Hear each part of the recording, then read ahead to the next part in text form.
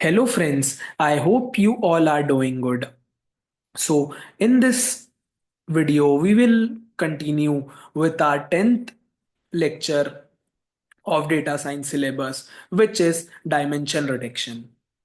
In this unit, we'll identify how to identify multicollinearity and how will you apply principal components analysis.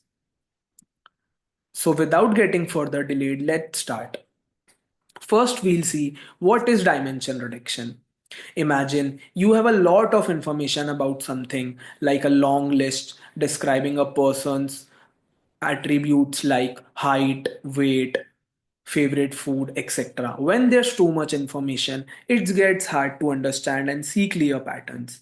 Dimension reduction is about keeping only the most important parts of that information and removing extra stuff.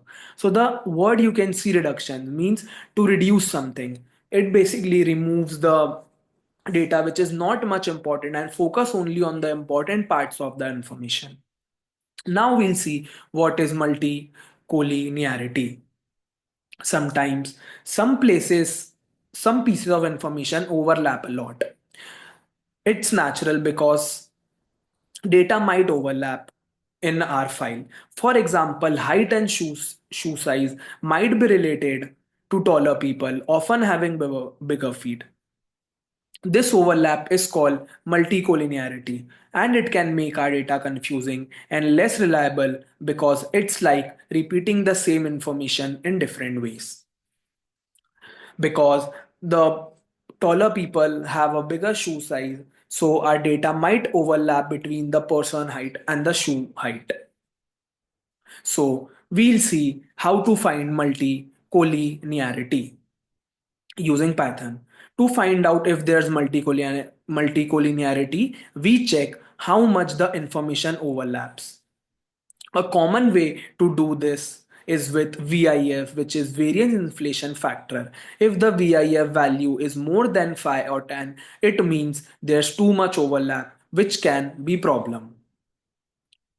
Just wait.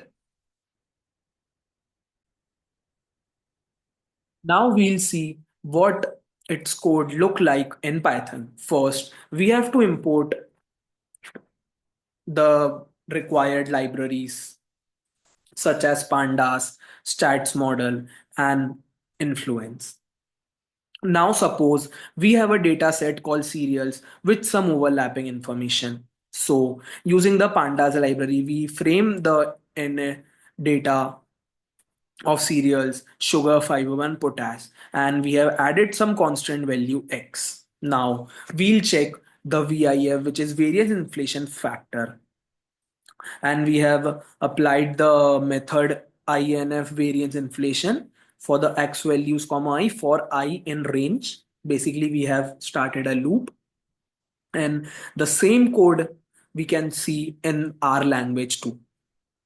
If we get high VIF values, we know we have a problem with too much overlap. If the VIF value is high, it means we have a problem with too much overlapping. As you can see, if the VI value is more than 5 or 10, it means there too much overlap. So if a VIF value is more than 5 or 10, it means there is so much overlapping. Now we'll see principal component analysis, PCA. When we have too much overlapping information, we use PCA, which is principal component analysis, to reduce the dimensions.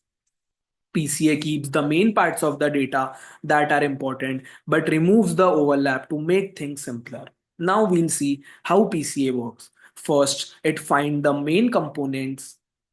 PCA creates components, new pieces that keep the main patterns from the original data but without the overlap. So it basically keeps new pieces that keep the main patterns from the original data but without the overlap. Basically, it keeps the data but without overlap. And then we reduce dimension. Instead of keeping all the original data, we only keep a few of these components which act like a summaries of the data. Now we'll see it code in Python. So we have to import PCA from sklearn.decomposition, and we have run PCA and keep only two main components. We have made a variable PCA, and using the PCA method, we have sent components equal to 2. And we have made another variable principal components equal to PCA dot fit transform and pass the X data set. And we can see the same data, same code in our language. So by using PCA, we make our data simpler and easier to understand without all the overlap and confusion. So let's take a quick summary of it. So first, we'll have a data which has so many unimportant things which we might not require. So we'll try to reduce it.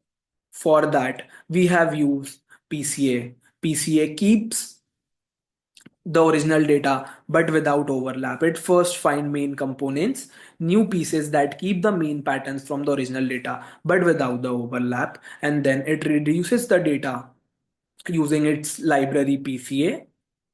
So, guys, this is all from the lecture. I hope you understood the lecture. Thank you for watching.